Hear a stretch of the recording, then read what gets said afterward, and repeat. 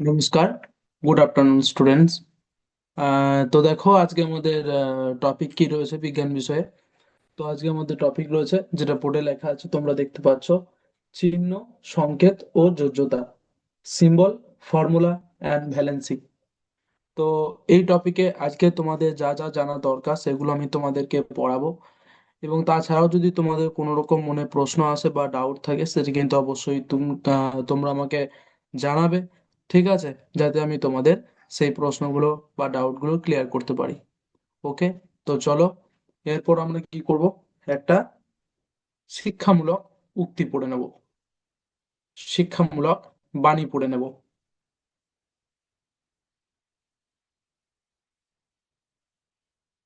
তো দেখো বাচ্চারা, তোমরা আশা করছি আমার স্ক্রিন শেয়ারটা দেখতে পাচ্ছ। এবং এখানে লেখা রয়েছে কি, দেখো, যে ওপরে লেখা রয়েছে শিক্ষামূলক বাণী। ঠিক আছে, এবং বাণীটি কি রয়েছে না, শিক্ষা শুধু বইয়ের মধ্যেই সীমাবদ্ধ নয়, আচরণেই তার আসল পরিচয়। এটা হচ্ছে আজকে আমাদের উক্তিটি, যে শিক্ষা শুধুমাত্র বই পড়লেই হয়ে যায় না। শিক্ষা হচ্ছে, অ্যাকচুয়াল শিক্ষা হচ্ছে আচরণ, ব্যবহার, যেটাকে বলা হয়, আমরা বলে থাকি, ব্যবহারই আসল পরিচয়। ইংরেজিতে কি বলছে, ইংরেজিতে বলছে, education is not limited to books alone. Its true identity is reflected in one's behavior. এটা এর ইংরেজি অর্থ। এরপর এই উক্তিটির আমরা ব্যাখ্যা করে নেব, অর্থাৎ এই উক্তিটি কেন করা হয়েছে, বা উক্তিটি আজকে আমি তোমাদের কেন পড়াচ্ছি, বা এই উক্তিটি থেকে আমরা কি কি শিখতে পারবো, সব এই আমার ব্যাখ্যাটিতে রয়েছে। তোমরা ভালো করে মন দিয়ে শুনবে এবং বোঝার চেষ্টা করবে। ঠিক আছে, তো চলো। বলছে, এই বাণীটি আমাদের শেখায় যে শিক্ষা শুধু বই পড়ে, মুখস্থ করে বা পরীক্ষায় ভালো নম্বর পেলেই সম্পূর্ণ হয় না। তোমরা সবাই জানো এই জিনিসটা। তো সত্যিকারের শিক্ষা তখনই অর্জিত হয় যখন সেই জ্ঞান আমাদের ব্যবহার, আচরণ, চরিত্র এবং মানবিকতায় প্রকাশ পায়। তো আসল শিক্ষা কখন ফুটে ওঠে না, যখন আমাদের ব্যবহার, আচরণ, চরিত্র এবং মানবিকতা ভালো হয়। ঠিক আছে, মানুষ কেমন আচরণ করে, অন্যকে কতটা সম্মান দেয়, কতটা সৌজন্য দেখায়, এই সবই তার শিক্ষার আসল পরিচয়। যদি কেউ অনেক পড়াশোনা জানে কিন্তু আচরণে রূঢ়, রূঢ় বলতে খারাপ আচরণ করে মানুষের সাথে, অসভ্য এবং অসৎ হয়, তাহলে তার শিক্ষা পূর্ণ হয়নি। আবার খুব বেশি বই না পড়লেও যদি কেউ নম্র, সৎ, দায়িত্ববান এবং মানবিক হয়, তবে সে সত্যিকার অর্থে শিক্ষিত। অর্থাৎ বই জ্ঞান বই জ্ঞান মস্তিষ্ককে সমৃদ্ধ করে, আর ভালো আচরণ মানুষকে মহান করে। শিক্ষার আসল সার্থকতা মানুষের আচরণে ফুটে ওঠে। বুঝতে পারলে বাংলায় এর অর্থটা কি? Very good. এরপর এটারই ইংরেজি অর্থ আমরা একটু জেনে নিই। This saying teaches us that education is not complete merely by reading books, memorizing lessons, or scoring good mark in examination. True education is achieved only when that knowledge is reflected in our behavior, manners, character, and humanity. The way a person behaves, how respectfully they treat others, how polite and responsible they are, these qualities reveal their real education. If someone has a lot of book knowledge but behaves rudely, disrespectfully, or dishonestly, then their education is incomplete. On the other hand, even if a person has not read many books but is humble, honest, responsible, and kind hearted, then they are truly educated. In short, book knowledge enriches the mind, but good behavior make a person great. The true value of education is reflected through one's conduct. তো আশা করছি বাচ্চারা তোমরা বুঝতে পারলে যে এই উক্তিটি কেন করা হয়েছে, বা এই উক্তিটা আমি তোমাদের কেন পড়াচ্ছি। আশা করছি বুঝতে পেরেছো। এবং আমি তোমাদের কাছে আশা করব, এই উক্তিটির যে অর্থ তোমরা পড়লে, সেটা কি করবে, সেটা তোমরা তোমাদের নিজেদের জীবনের কাছে লাগাবে। এরপর আমরা কি করব, আমাদের যে মেন টপিক চিহ্ন সংকেত ও যোজ্যতা, সিম্বল ফর্মুলা অ্যান্ড ভ্যালেন্সি, সেখানে ফিরে আসব। তো সেটা আমরা একটা প্রেজেন্টেশনের সাহায্যে দেখে নিই।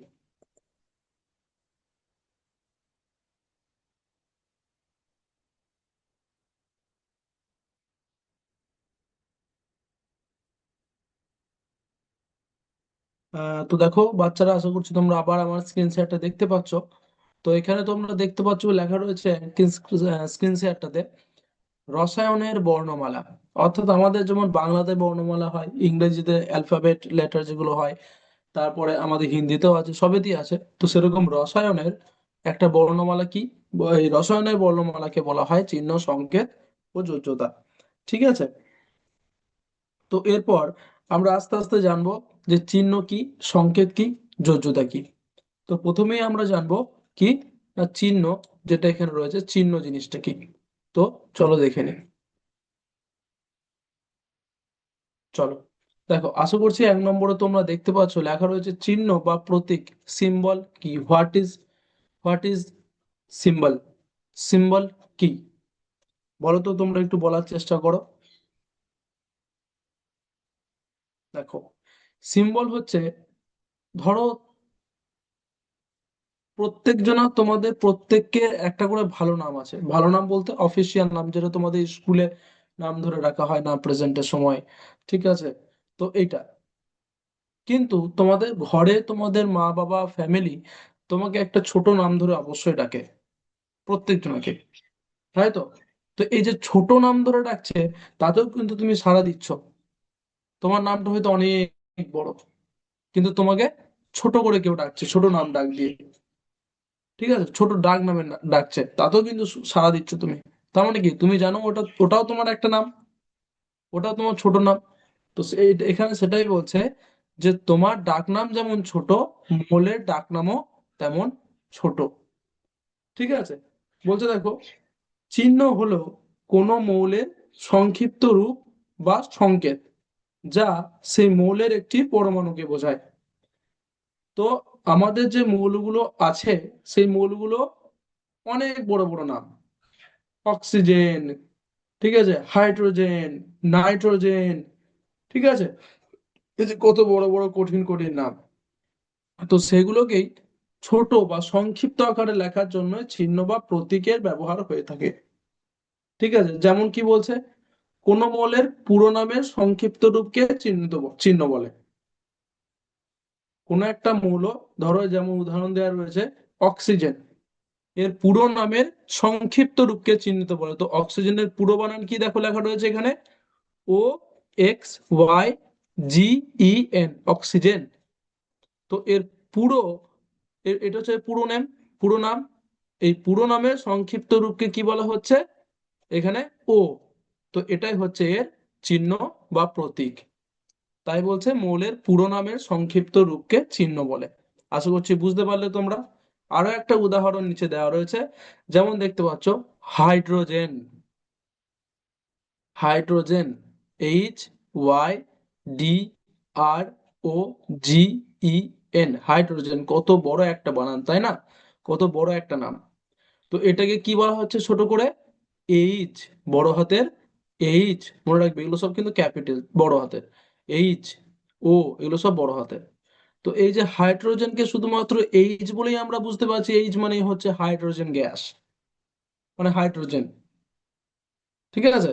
তো এই যে হাইড্রোজেন, হাইড্রোজেনের এটা হচ্ছে পুরো নাম, আর এইচ মানে ছোট নামে ডাকা হচ্ছে, তার মানে ছোট নাম বা ডাক নাম, যেটাকে কি বলা হচ্ছে, চিহ্ন বা প্রতীক, ইংরেজিতে যাকে বলছে সিম্বল। তাহলে আশা করছি বুঝতে পারলে সিম্বল জিনিসটা কি। কোনো বড় কোনো মৌলকে ছোট আকারে প্রকাশ করার জন্য সেই মৌলটার কি করা হয়, অক্সিজেনের ও, হাইড্রোজেনের এইচ, ঠিক আছে, এইরকম করে ছোট ছোট নামে যখন ডাকা হয়, তখন এই ও, এইচ, এগুলোকে বলা হয় চিহ্ন বা প্রতীক। তোমরা যদি একটু ভালো সংজ্ঞা চাও, আমি বলে দিচ্ছি, তোমাদের লিখে নিতে পারো, যে চিহ্ন হলো কোনো মৌলের সংক্ষিপ্ত রূপ বা সংকেত, যা সেই মৌলের একটি পরমাণুকে বোঝায়। ঠিক আছে, এটা হচ্ছে এর সংকেত, এবং বোঝানোর জন্য কি বলা দরকার সেটা আমি আগেই বলে দিয়েছি, এবং আশা করছি তোমরা খুব ভালোভাবে বুঝেও গেছো। গুড। এবার বলছে চিহ্নের প্রয়োজনীয়তা কি। চিহ্ন বা সংকেত, সরি, চিহ্ন বা সিম্বল আমাদের কি জন্য দরকার, এটাও তো একটা মনে প্রশ্ন আসতে পারে। কেন দরকার? এক নম্বর হচ্ছে সময় সাশ্রয়। সম্পূর্ণ নাম লেখার পরিবর্তে একটি বা দুটি অক্ষর ব্যবহার করা হয়। দেখো, অক্সিজেন লিখতে যদি 10 সেকেন্ড সময় লাগে, তাহলে ও লিখতে শুধুমাত্র 1 সেকেন্ড সময় লাগবে। হাইড্রোজেন লিখতে যদি 20 সেকেন্ড সময় লাগে, তাহলে এইচ লিখতে 1 সেকেন্ড সময় লাগবে। তাহলে সময়ের সাশ্রয় হচ্ছে। 2 নম্বর সুবিধাজনক, অর্থাৎ রাসায়নিক বিক্রিয়াকে সহজে প্রকাশ করার জন্য প্রতীক ব্যবহার করা হয়। তোমরা একটু বড় উঁচু ক্লাসে যখন পড়বে, ক্লাস 9-10-এ, যে রাসায়নিক বিক্রিয়াতে অনেক তোমার সমীকরণ থাকে, ফর্মুলা থাকে। তো সেই ফর্মুলা গুলোতে যদি অক্সিজেন, হাইড্রোজেন এর পুরো নামটা লিখতে হয়, তাহলে কিন্তু সব গুলিয়ে যাবে, তাই ও এইচ এসব দিয়ে কিন্তু লেখা হয়ে থাকে, তাই সেখানেও সুবিধাজনক। 3 নম্বর বলছে আন্তর্জাতিক স্বীকৃতি, অর্থাৎ সারা বিশ্বে একই প্রতীক ব্যবহার করা হয় যা যোগাযোগকে সহজ করে। অর্থাৎ বৈজ্ঞানিকরা বা বৈজ্ঞানিকদের কি, বৈজ্ঞানিক, এবার তুমি যে কোনো দেশে চলে যাও না কেন, তুমি যদি সেখানে গিয়ে বলো কোনো সায়েন্সের স্টুডেন্টকে বা টিচারকে যে ও, ও মানে কি, সে প্রথমেই ভাবে অক্সিজেন। তারপর তুমি যদি বলো H2O মানে কি, H2O মানে সে প্রথমেই জানবে জল। তুমি যদি বলো এইচ, এইচ মানে কি, সে প্রথমেই জানবে হাইড্রোজেন। বুঝতে পেরেছো? তার মানে কি, এই পৃথিবীর যে কোনো দেশে তুমি চলে যাও, যে কোনো কোনায় তুমি চলে যাও, সেখানে এই জিনিসটা সবাই জানে, অর্থাৎ আন্তর্জাতিক স্বীকৃতি। ঠিক আছে, এই জিনিসটা সবাই জানে যে H2O মানে জল, ও মানে অক্সিজেন, এইচ মানে হাইড্রোজেন, এই জিনিসগুলো কিন্তু সবাই জানে। তাহলে এগুলো করা হয়েছে কেন? সুবিধার জন্য, যাতে সবাই একই জিনিস থেকে কেউ ভিন্ন ভিন্ন যাতে মত না হয়ে যায়। ঠিক আছে, তাহলে বুঝতে পারলে। দেখি পরে কি রয়েছে পরের পেজে। চিহ্ন লেখার নিয়ম। দেখো, চিহ্ন এবার কিভাবে লিখতে হয় তার দুটো নিয়ম রয়েছে। 1 নম্বরে বলছে প্রথম অক্ষর, অর্থাৎ ইংরেজি নামের প্রথম অক্ষরটি বড় হাতের হবে। যেমন উদাহরণ দিয়ে বলেছে, দেখো কার্বন, এখানে কার্বন রয়েছে, যার প্রথম অক্ষরটা হচ্ছে সি, সেটা বড় হাতে লিখে দিয়েছে। তাহলে সি মানে আমরা এখন থেকে কি বুঝবো, ভালো করে মনে রাখবে, সি মানে আমরা এখন থেকে বুঝবো কার্বন। আর একটা কি রয়েছে, দুটি অক্ষর কখন ব্যবহার করা হয়, নামের প্রথম দুটি অক্ষর নিলে পরেরটি ছোট হতে হবে। কখন হয়, ধরো কার্বন আর সি, আবার এখানে দেখো ক্যালসিয়াম লেখা আছে, তারও তো তাহলে সি। তাহলে দুটোই যদি সি সি হয়ে যায়, তাহলে আমরা বুঝতে পারবো না যে কোন সিটা বলতে চাইছে, কার্বন বলতে চাইছে না ক্যালসিয়াম বলতে চাইছে। তাই সি দিয়ে কার্বন বোঝায়, এবং যেহেতু ক্যালসিয়াম সি দিয়ে শুরু, তাই সি এ করে দেওয়া হয়েছে। এবং দেখো সিটা বড় হাতের, ক্যালসিয়ামের সিটা বড় হাতের এবং এটা ছোট হাতের, তাই এখানে পরপর দুটো অক্ষর নিয়ে সি এ। তাহলে এখন থেকে আমরা জানবো যে সি এ মানে হচ্ছে ক্যালসিয়াম। আমি এখানে যত কটা মৌলের নাম তোমাদেরকে বলছি, চট করে মাথায় গেঁথে নেবে, বুঝে নেবে যে কি। 1 নম্বর হচ্ছে সি মানে কার্বন, সি এ মানে হচ্ছে ক্যালসিয়াম, ও মানে অক্সিজেন, এইচ মানে হাইড্রোজেন। এতক্ষণ আমরা চারটেই পড়েছি। ঠিক আছে, গুড, ভেরি গুড। তাহলে তোমরা চিহ্ন লেখার নিয়মটা বুঝে গেলে।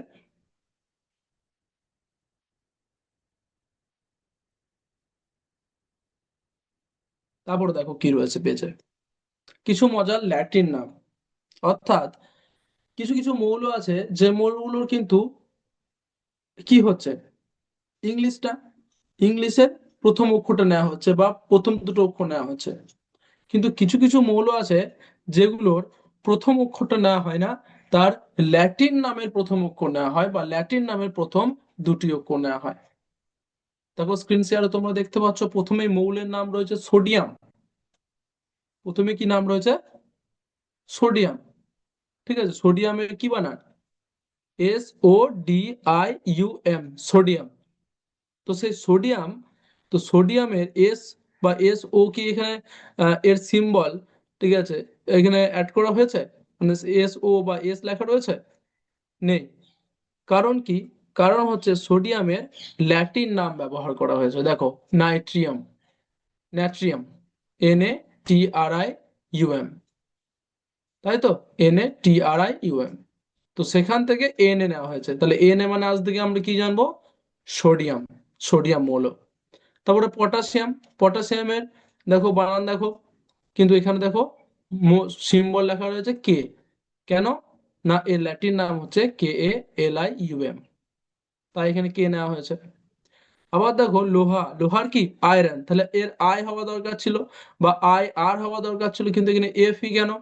কারণ লোহার ল্যাটিন নাম হচ্ছে ফেরাম, FERRUM, ফেরাম, FERRUM, ফেরাম। তো সেখানে প্রথম দুটো অক্ষর নেওয়া হয়েছে FE, তাই FE মানে আজ থেকে আমরা জানবো লোহা। এবং তামা, তামার কি কপার, তাহলে সি নেওয়া হয়নি, কারণ কি সি এ আগে থেকে একজন হয়ে বসে আছে, সে হচ্ছে কার্বন, ঠিক আছে। আবার CO হয়নি, এখানে কি হয়েছে CU হয়েছে, কারণ কি এর ল্যাটিন নাম রয়েছে CUPRUM, ঠিক আছে। তো সেখান থেকে CUটা নেওয়া হয়েছে। তাহলে আজ থেকে আমরা জানবো CU মানে হচ্ছে তামা। তাহলে এখানে তোমরা আবার আরো চারটে নাম জানতে পারলে। কি কি? একটা হচ্ছে Na, সবাই আমার সাথে সাথে বলো, Na, Na মানে সোডিয়াম, কে, কে মানে পটাশিয়াম, FE, FE মানে লোহা, CU, CU মানে তামা। তাহলে আশা করছি তোমরা বুঝতে পারলে।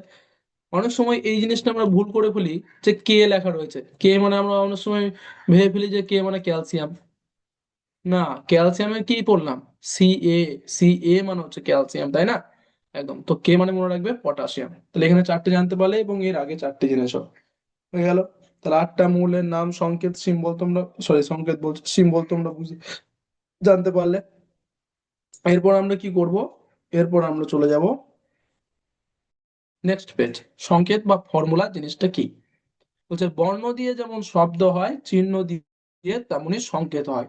দেখো এক একটা এতক্ষণ এক একটা বর্ণ দিয়ে, যেমন অ বা হ্রস্ব দীর্ঘ হয় বা ABCD দিয়ে এক একটা ওয়ার্ড তৈরি হয়, এক একটা শব্দ তৈরি হয়, ঠিক আছে। তো সেরকম চিহ্ন দিয়ে কি তৈরি হয়? এক একটা চিহ্ন দিয়ে তৈরি হয় সংকেত। যেমন এখানে একটা ছবি তোমরা দেখতে পাচ্ছ, ছবিটাতে কি রয়েছে?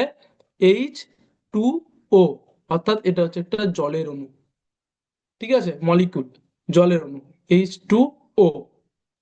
তো এখানে কি কি তোমার সিম্বল আছে? একটা হচ্ছে H, একটা হচ্ছে O। তাহলে H আর O এই দুটো মিলিয়ে কি তৈরি হয়েছে? সংকেত। দুটো সিম্বল মিলিয়ে একটা সংকেত বা ফর্মুলা তৈরি হয়েছে। কি ফর্মুলাটা? H2O, এটা হচ্ছে সংকেত। দেখো বলছে সংকেত কোনো পদার্থের একটি অণুকে প্রকাশ করে। তাহলে সংকেতের কি কাজ? সংকেত কোনো পদার্থের একটি অণুকে প্রকাশ করে। যেমন জলের সংকেত হচ্ছে H2O, জলের সংকেত তোমরা জানো। ওয়াটার, H2O মানে হচ্ছে ওয়াটার, তোমাদের আগেই বললাম। এর মানে কি? এর মানে হচ্ছে দুটো হাইড্রোজেন আছে, জলে কি কি আছে? দুটো হাইড্রোজেন আছে আর একটা অক্সিজেন মিলে রয়েছে, মিলে হয়েছে জল। দুটো অক্সিজেন, সরি দুটো হাইড্রোজেন এবং একটা অক্সিজেন মিলে কি তৈরি হয়েছে? জল তৈরি হয়েছে। তাহলে এইভাবে কিন্তু এটা হচ্ছে সংকেত। এবারে সংকেত কি প্রকাশ করে? সংকেত কি প্রকাশ করে বলো তো? এরপর বললাম আমি, এক নম্বর পদার্থটির নাম, যেমন H2O মানে হচ্ছে জল।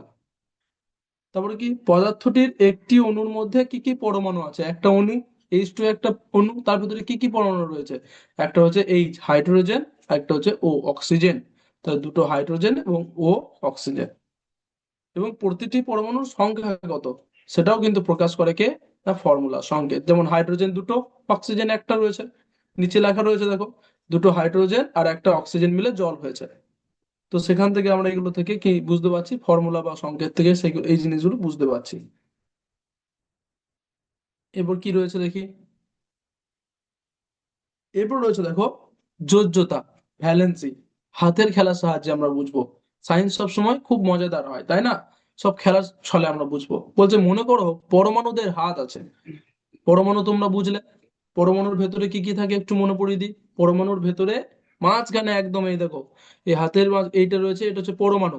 এই মাঝখানে যেটা রয়েছে এটা হচ্ছে ইলেকট্রন, সরি, একদমই সরি, এই মাঝে যেটা রয়েছে সেটা হচ্ছে নিউক্লিয়াস। পরমাণুর মাঝে যেটা থাকে সেটা হচ্ছে নিউক্লিয়াস। এই নিউক্লিয়াসের ভেতরে থাকে প্রোটন এবং নিউট্রন। এবং এই নিউক্লিয়াসকে কেন্দ্র করে বিভিন্ন কক্ষপথে ঘুরছে অনেক কটা করে ইলেকট্রন, যেগুলোর সাইন হচ্ছে বা চিহ্ন হচ্ছে যার মাইনাস, আধান হচ্ছে মাইনাস, ঠিক আছে। আর প্রোটনে তোমরা জানো প্লাস পজিটিভ। তো এরপর খেলাটা আসলে হচ্ছে এইখানে, এই কক্ষপথ ইলেকট্রন গুলো হচ্ছে এর সাথে আমাদের জানতে হবে যে একটা পরমাণু অন্য পরমাণুর সাথে যুক্ত হতে যতগুলো হাত ব্যবহার করে সেটাই তার যোজ্যতা। একটু বুঝতে পারলে না? শোনো তাহলে ভালো করে বুঝিয়ে দিই বলছি। যোজ্যতা হলো একটি মৌলের অন্য মৌলের সাথে যুক্ত হওয়ার ক্ষমতা বা তার সংযোগ ক্ষমতা। অর্থাৎ মৌলগুলো না একা একা থাকতে ভালোবাসে না, সবসময় ভালোবাসে ফ্যামিলির সাথে থাকবো, ঠিক আছে, সবার সাথে বন্ধুদের সাথে থাকবো, এরকম পছন্দ করে। দিয়ে কি হয়, তারা না একটা মৌল অন্য একটা মৌলের সঙ্গে সবসময় যুক্ত হওয়ার চেষ্টা করে। যেমন ধরো H2O, এই যে হাইড্রোজেন এবং অক্সিজেন একা একা থাকতে পছন্দ করে না, সবসময় একসাথে থাকার চেষ্টা করে, দিয়ে কি কি তৈরি করে, জল তৈরি করে, H2O। তো সেরকম এই পরমাণুগুলো, ঠিক আছে, একা একা থাকতে চায় না। বুঝতে পেরেছো তো? একদম। তো সহজভাবে কোনো মৌলের একটি পরমাণু যতগুলি হাইড্রোজেন পরমাণুর সাথে যুক্ত হতে পারে বা যতগুলি হাইড্রোজেন পরমাণুকে সরিয়ে দিতে পারে, সেই সংখ্যাটি হলো তার যোজ্যতা। দেখো পরেরটাতে কি রয়েছে, এখানে যেমন রয়েছে হাইড্রোজেন হাত মাত্র একটি, অর্থাৎ হাইড্রোজেনের মাত্র একটি আছে, হাত আছে, অর্থাৎ সে কেবলমাত্র, তাই সে কেবল একজনের সাথেই হাত মেলাতে পারে। বুঝতে পেরেছো? আশা করছি বুঝতে পেরেছো। কার কয়টি হাত আছে বা যোজ্যতা, হাত বলতে গেলে যোজ্যতা, কার কতটা ক্ষমতা আছে কি করে বুঝবো? দেখো একটা আমি এখানে টেবিল বানিয়ে দিয়েছি। দেখো 1 নম্বর, অর্থাৎ এই তিনটে মৌলর যোজ্যতা বা হাত আছে একটা। কার কার? হাইড্রোজেন, ক্লোরিন, সোডিয়াম, ভালো করে মনে রাখবে। হাইড্রোজেন, ক্লোরিন, সোডিয়াম, এদের একটা করে হাত আছে। দুটো করে হাত বা যোজ্যতা কার? অক্সিজেন, ক্যালসিয়াম, ম্যাগনেসিয়াম, ঠিক আছে। তিনটে করে কার আছে? Nitrogen, aluminium, boron. আর চারটে করে কাদের আছে? চারটে করে আছে কার্বন এবং সিলিকন। তাহলে বুঝতে পারলে এই মৌলগুলোর প্রত্যেকটার আলাদা আলাদা যোজ্যতা বা ক্ষমতা, যেটা বলছে অন্য পরমাণুর সাথে যুক্ত হওয়ার ক্ষমতা আলাদা। সবার ক্ষমতা আলাদা আলাদা, কারো 1, কারো 2, কারো 3, কারো 4। এরপরটা কি দিচ্ছে দেখো, সংকেত তৈরির ম্যাজিক। কিভাবে সংকেত তৈরি করবে বলছে, দেখো যোজ্যতা বিনিময়, ক্রিস ক্রস একটা খেলা, এটা একটা, তাই না? বারবার বলছি বিজ্ঞান মানে কি, খেলা, সায়েন্স মানে খেলার ছলে পড়তে হবে। তো দেখো সংকেত লেখার সময় একজনের যোজ্যতা অন্যজনের পায়ের কাছে বসাতে হয়, ঠিক আছে। দেখো অ্যালুমিনিয়াম, Al এর যোজ্যতা 3, অ্যালুমিনিয়ামের যোজ্যতা কত? 3। অক্সিজেনের যোজ্যতা, দেখো এখানে দেখেছো, অক্সিজেনের যোজ্যতা কত? দেখো 2, এবং অ্যালুমিনিয়ামের 3। তাহলে বুঝতে পারলে, যখন এটা তৈরি করতে হয়, সংকেত তৈরি হয়, তখন ঠিক এইভাবে হয়, ঠিক আছে। যেমন ফলাফল কি হলো? ফলাফল হচ্ছে Al2O3, অর্থাৎ অক্সিজেনের দুটো যোজ্যতাটা অ্যালুমিনিয়ামের পায়ের নিচে চলে এলো, এবং অ্যালুমিনিয়ামের 3 যোজ্যতা অক্সিজেনের পায়ের নিচে চলে এলো। ঠিক এইভাবেও তোমাদের H2O তৈরি হয়েছে। হাইড্রোজেন, হাইড্রোজেনের যোজ্যতা কত দেখো এখানে, হাইড্রোজেনের যোজ্যতা হচ্ছে 1। তাহলে সে চলে গেছে কার ঘরে? সে চলে গেছে, সরি, সে চলে গেছে কার ঘরে? সে চলে গেছে অক্সিজেনের ঘরে। এবং অক্সিজেনের হচ্ছে 2, অক্সিজেনের এখানে দেখো অক্সিজেনের হচ্ছে 2 যোজ্যতা, তাই সে চলে গেছে হাইড্রোজেনের ঘরে। তাই আমরা বলি H2, তারপরে O। ও এর নিচে 1 আছে তাই সেটা বলতে হয় না যে H2O1 বলি না, H2O। দেখো এখানে কেমন করেছে খেলাটা, the Chris cross method. CaN, CA, এখানে দেখি সিএ কত রয়েছে, সি এর দেখো রয়েছে 2, ক্যালসিয়ামের 2, এবং এন, নাইট্রোজেনের, নাইট্রোজেন, নাইট্রোজেনের রয়েছে 3। তাহলে সি এর নিচে 2 লেখা রয়েছে সি এর উপরে, এবং নাইট্রোজেনের 3, দেখো নাইট্রোজেনের 3টা সি এর এখানে চলে আসবে, এবং সি এর 2টা এখানে চলে যাবে, তাহলে হবে Ca3N2। এইভাবে কিন্তু সংকেতগুলো তৈরি করা হয়ে থাকে। ওকে, নেক্সট পেজে যাই। এবারে বলছে যদি কারো একের বেশি হাত থাকে তাহলে সেটাকে বলা হয় পরিবর্তনশীল যোজ্যতা। ঠিক আছে, অর্থাৎ কি বলছে, যোজ্যতা কখনো কখনো কোনো মৌলের পাল্টে যায়। যেমন লোহা বা আয়রনের কি হয়, লোহার কখনো দুটি হাত হয় আবার কখনো তিনটি হাত হয়ে যায়। এফি যেটা, তার যোজ্যতা ফিক্সড নয়, তাই সেটাকে আগে ভালো করে বিচার করতে হয়। তাই বলছে কখনো লোহার কখনো দুটি হাত হয় আবার কখনো তিনটি হয়ে যায়। আবার তামার দেখো, তামার কখনো একটি হাত আবার কখনো দুটি হাত। ঠিক আছে, তো এই মৌলগুলোকে কি বলা হয়, মৌলের যোজ্যতা গুলোকে বলা হয় পরিবর্তনশীল যোজ্যতা। ঠিক আছে, তো এরপর আমরা কি করব, এরপর আমরা একটা সিমুলেশন দেখে নিই যে কিভাবে মৌলগুলি একে অপরের সাথে যুক্ত হয়ে পরমাণু এবং অণু গঠন করছে। দেখো, এখানে প্রথমে আমি তোমাদের দেখাবো দুটো জিনিস তৈরি করে। একটা হচ্ছে H2O, মানে হচ্ছে জল। আর একটা তৈরি করে দেখাবো CO2, মানে কার্বন ডাই অক্সাইড। দেখো, H2O তৈরি করছি, H2O তৈরি করতে গেলে কি করতে হবে, H2O অর্থাৎ দুটো হাইড্রোজেন নিতে হবে। এখানে একটা হাইড্রোজেন নিলাম, মাঝে একটা অক্সিজেন দিলাম, এবং আবার একটা হাইড্রোজেন। দেখো লিখে দিয়েছে ওয়াটার, জল তৈরি করেছি। এই যে জলের এটা একটা অণু তৈরি করে ফেললাম। তাহলে বুঝতে পারলে তো, আশা করছি বুঝতে পারলে। এরপর কি করব, এরপর আমি তোমাদেরকে কার্বন ডাই অক্সাইড তৈরি করে দেখাবো, কার্বন ডাই অক্সাইড গ্যাস। দেখো, কার্বন ডাই অক্সাইডের সংকেত কি, CO2। তাহলে একটা সি নিলাম, এই একটা ও দিলাম, এবং এই একটা ও দিলাম। কি হলো দেখো, তৈরি হলো কার্বন ডাই অক্সাইড। দেখো, এটা হচ্ছে কার্বন ডাই অক্সাইড অণু।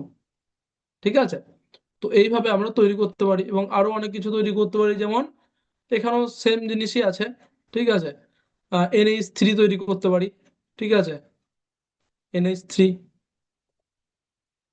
দেখো NH3, তাহলে N, তাহলে তারপরে কি, তিনটে H।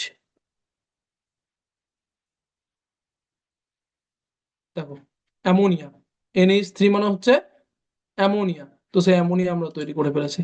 এই যে এরকম দেখতে অণুটা, 3D তে দেখলে এরকম হয় অ্যামোনিয়া, NH3। তাহলে আশা করছি তোমরা কিভাবে কিভাবে এটা তৈরি করতে হয়, মানে অণু, পরমাণু কিভাবে তৈরি করতে হয় না কিভাবে তৈরি হয়, একে অপরের সাথে পরমাণুগুলো যুক্ত হয়ে কিভাবে অণু গঠন করে এবং বিভিন্ন রকম তৈরি হচ্ছে, সেগুলো তোমরা বুঝতে পারলে। এবং চিহ্ন সংকেত ও যোজ্যতা সম্পর্কে আপাতত যেগুলো পড়ালাম সেগুলো বুঝতে পেরেছো। এরপর চট করে আমরা এটা কি করব, একটা ওয়ার্ড ওয়াল করে নেব। ঠিক আছে, দেখি ওয়ার্ড ওয়ালটা তোমরা কতটা কি উত্তর দিতে পারছো।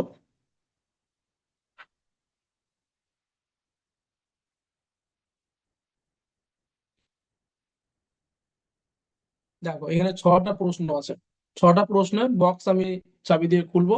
এক একটা করে প্রশ্ন তোমাদের সামনে আসবে, তোমরা উত্তর দেওয়ার চেষ্টা করবে। ঠিক আছে, দেখো 1 নম্বর বক্সটা ওপেন করি। কি বলছে, বলছে দেখো H2O তে দুই সংখ্যা কোনটি বোঝায়, what does 2 in H2O represent, number of molecules, অণুর সংখ্যা বোঝায়, number of hydrogen atoms, hydrogen পরমাণুর সংখ্যা বোঝায়। এখানে দুইটা কাকে ইঙ্গিত করছে, হাইড্রোজেন পরমাণুকে না হাইড্রোজেন অণুকে, অর্থাৎ এ না বি, অপশন এ না অপশন বি। উত্তর হচ্ছে অপশন বি, হাইড্রোজেন পরমাণু সংখ্যা। ঠিক হয়ে গেছে, পরের বক্সটা ওপেন করি। বলছে সিএল এর যোজ্যতা কত, what is the valency of CL, বলো তো, দেখিয়েছিলাম সিএল,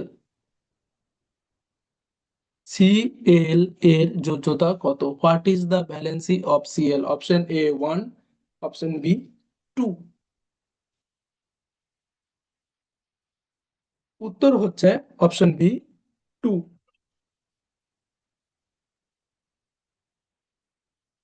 3 নম্বর বক্স ওপেন করে দেখি কি রয়েছে প্রশ্ন।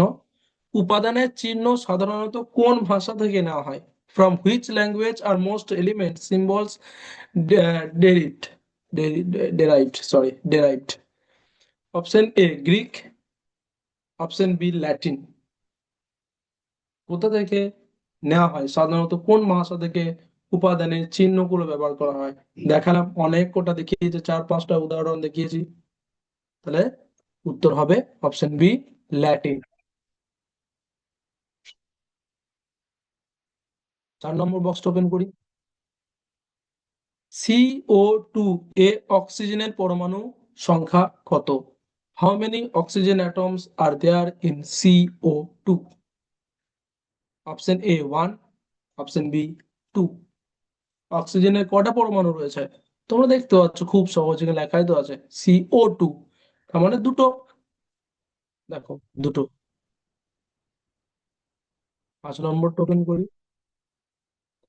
5 নম্বর বলছে কোনটি একটি যৌগের সংকেত? Which one is a chemical formula?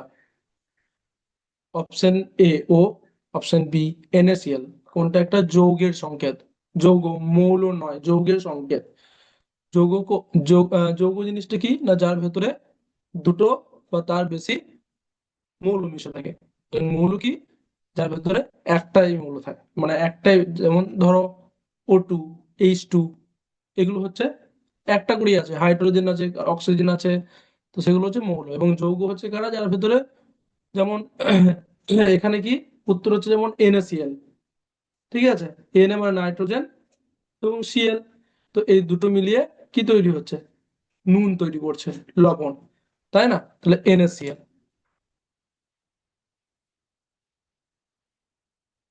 9 নম্বরটা পূরণ করে দেখি। যোজ্যতা কি বোঝায়? What does valency represent? Mass of atom, পরমাণুর ভর, বি কম্বাইনিং ক্যাপাসিটি, যুক্ত হবার ক্ষমতা। তাহলে যোজ্যতা বলতে কি, পরমাণুর ভরকে বোঝায় না যুক্ত হবার ক্ষমতাকে বোঝায়? অবশ্যই তোমরা জানো, যুক্ত হবার ক্ষমতাকে, পরমাণু যুক্ত হবার ক্ষমতাকে বোঝায় যোজ্যতা। তো দেখে নিই উত্তরগুলো কি ঠিকঠাক দিলাম না ভুল দিয়েছি। দেখো, প্রত্যেকটা উত্তর কিন্তু এখানে ঠিক দিয়েছি, তোমরা ঠিক দিয়েছো। তো আশা করছি তোমরা ক্লাসটা বুঝতে পেরেছো। কোনো ডাউট থাকলে, কোনো প্রশ্ন থাকলে অবশ্যই জিজ্ঞাসা করবে। তো আজকের ক্লাস এতটাই অবধি। Thank you. জয় বিদ্যা শক্তি, জয় ভারত, জয় হিন্দ।